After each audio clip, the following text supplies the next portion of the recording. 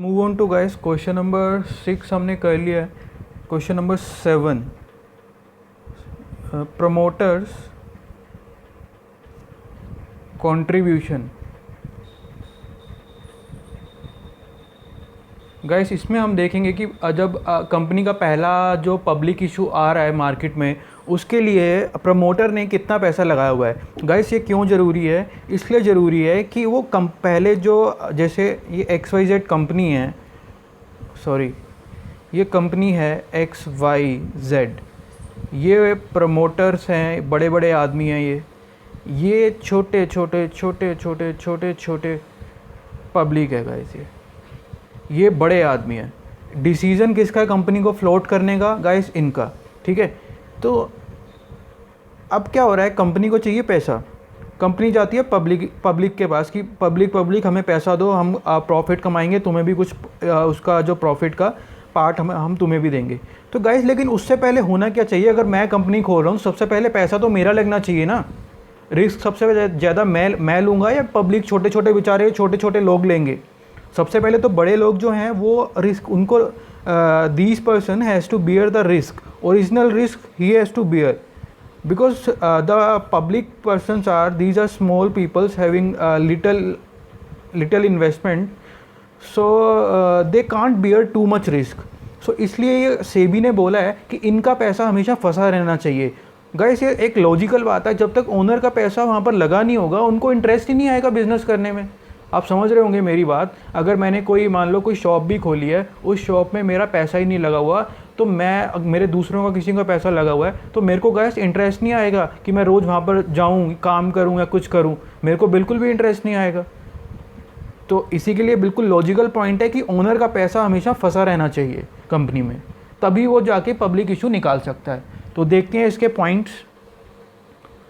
तो अब वो बताएगा कि कितना पैसा इनका फंसा रहना चाहिए। तो 3 सिचुएशंस आएंगी, 3 cases are there.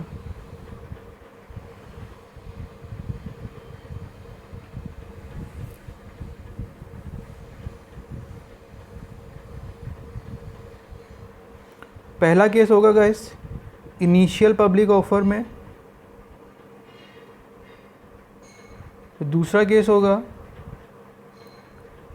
Further public offer, तीसरा केस होगा guys composite issue. Initial public offer, further public offer, composite issue. तो देखते हैं गाइस, इनिशियल पब्लिक ऑफर में मिनिमम जो कंट्रीब्यूशन उनकी रहेगी प्रमोटर्स की,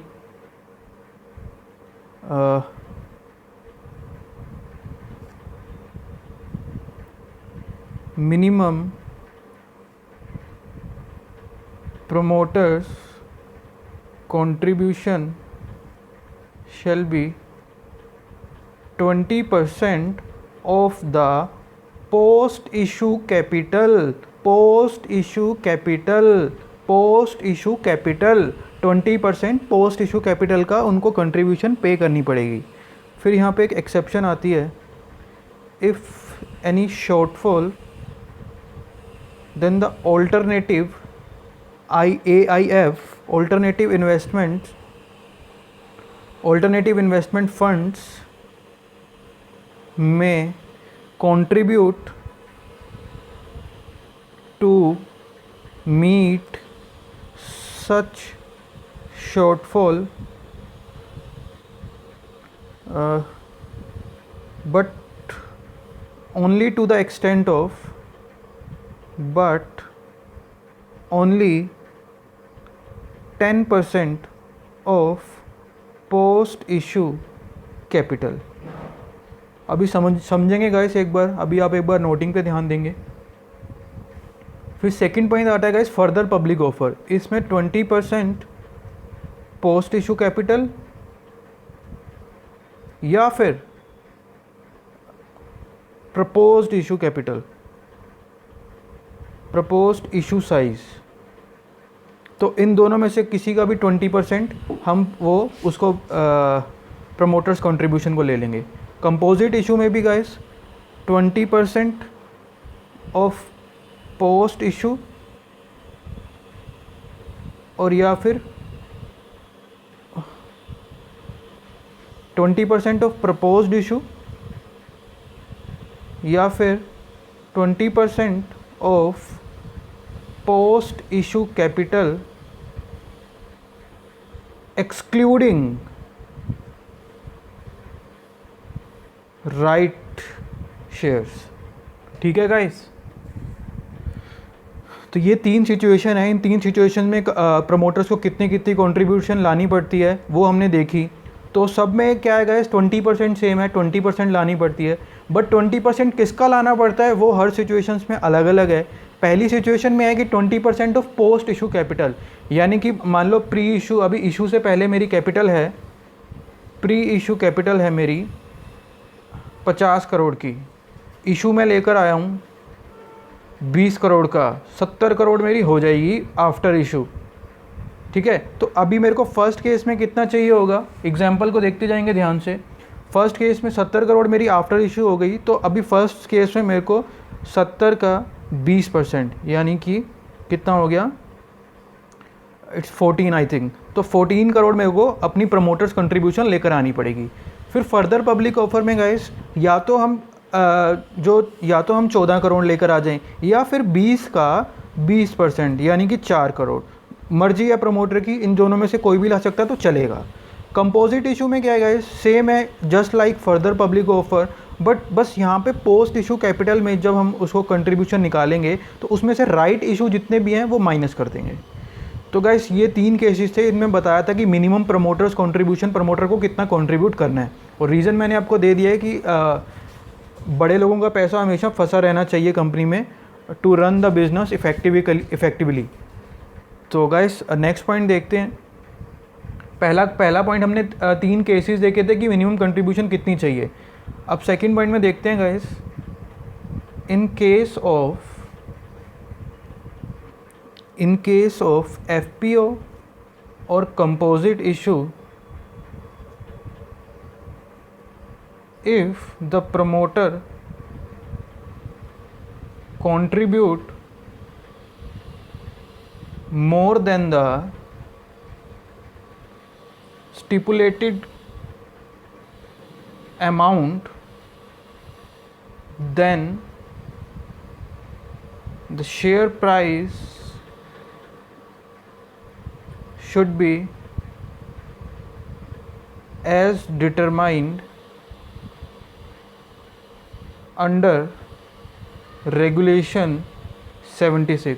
रेगुलेशन 76 गाइस हमारा लास्ट क्वेश्चन होगा और ये बहुत इंपॉर्टेंट क्वेश्चन होगा। काफ़ी प्रैक्टिकल क्वेश्चंस प्रैक्टिस मैनुअल में इसके ऊपर पूछे जाते हैं, तो इसको हम लास्ट में डिटेल में कवर करने वाले हैं। सो डोंट वरी गाइस, ये पढ़ेंगे अभी हम डिटेल में पढ़ेंगे। उसके बाद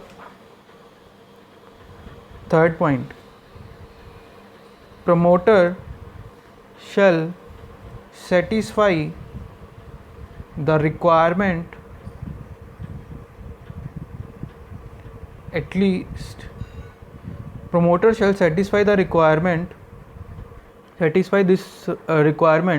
at least 1 day prior to the opening of issue। उसके बाद बोलता है funds received should be kept in escrow account and shall not be utilized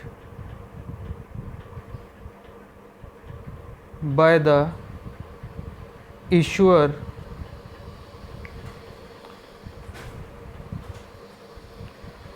and shall not be utilized by the issuer।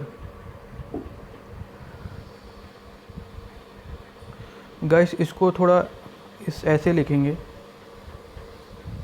Funds received should be kept in escrow account and should be released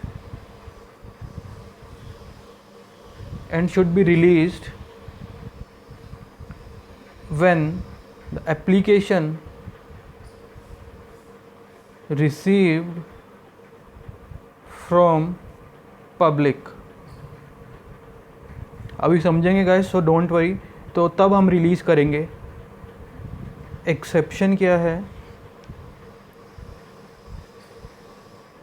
if issuer use the funds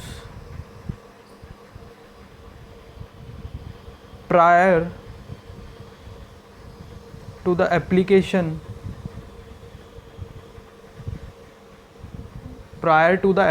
of, if the issuer uses the funds prior to the application money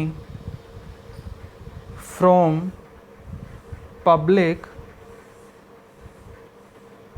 then issue a cash flow statement.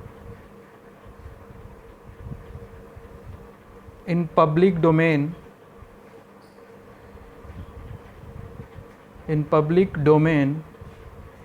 indicating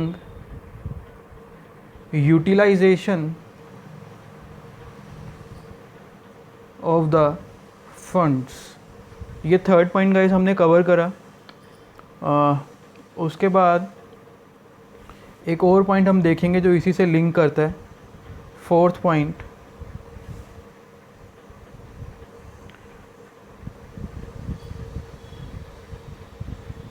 provided that if promoter's contribution is more than 100 crore, then at least 100 crore,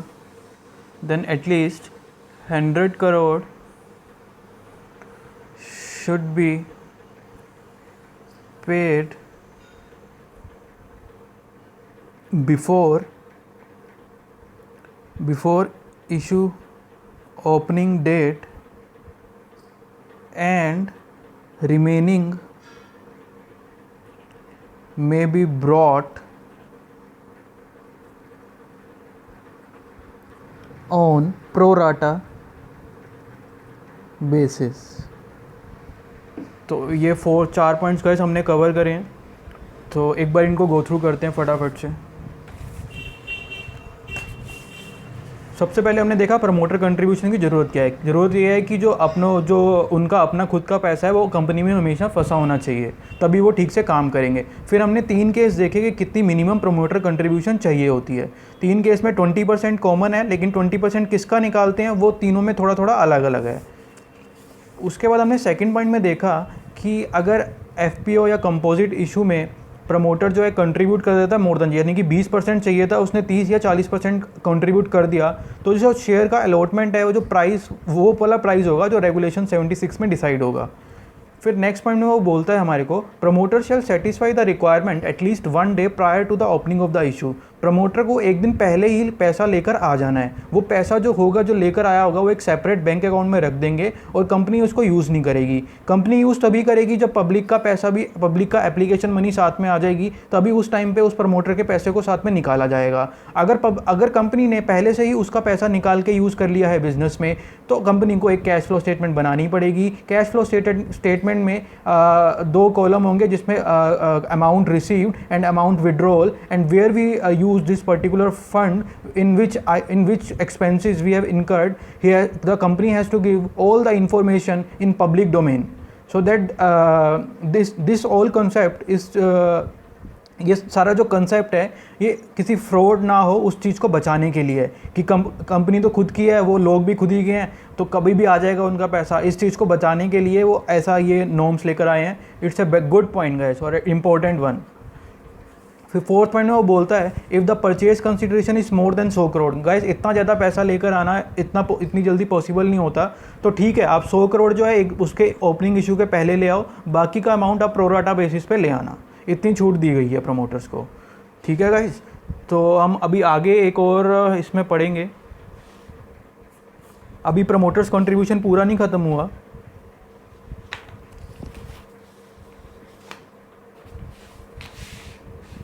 Now the securities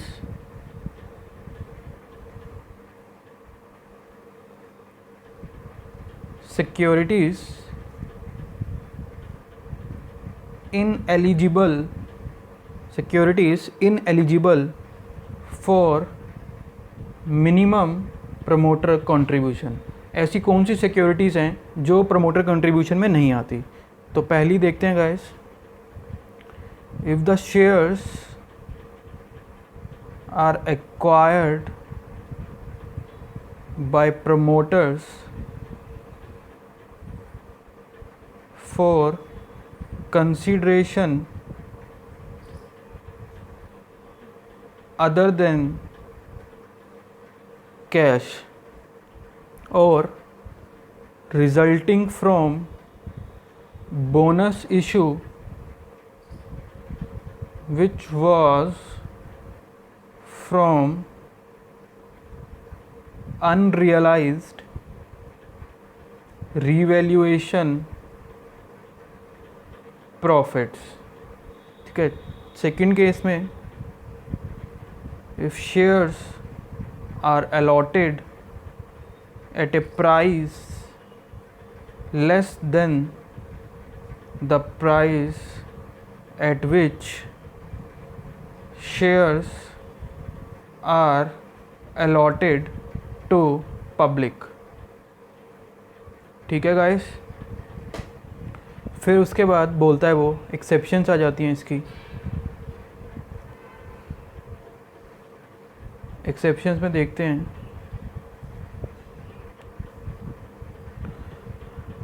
securities are eligible if promoter deposit the amount of difference. इसको link कर लेंगे guys अपने इस point से।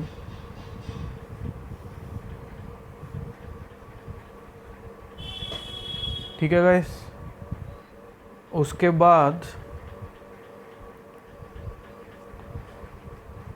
बाद है point हमारा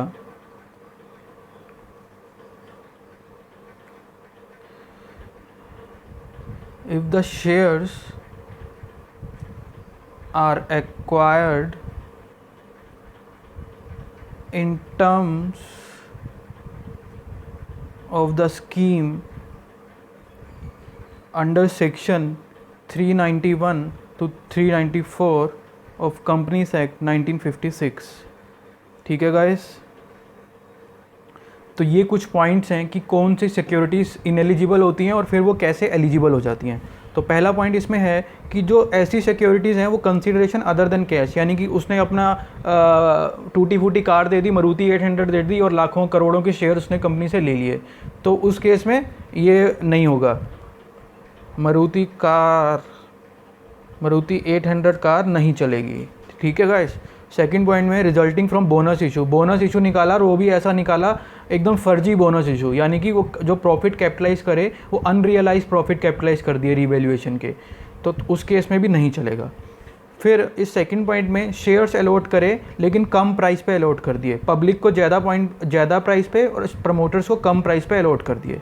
फिर एक्सेप्शन क्या है, अगर ये प्राइस जो डिफरेंस यहाँ पर क्रिएट हुआ वो पे कर देता है तो that now it's ineligible, these securities are now ineligible, sorry. और फिर जो इसका सेकंड पॉइंट है एक्सेप्शन का, अगर शेयर्स एक्वायर करें किसी स्कीम में under section 391 to 394 of company act 1956, तो उसमें भी ये केस, उस केस में भी ये वैलिड हो जाएगा। तो गाइस इसी के साथ प्रमोटर्स कंट्रीब्यूशन भी हमने ख़त्म किया।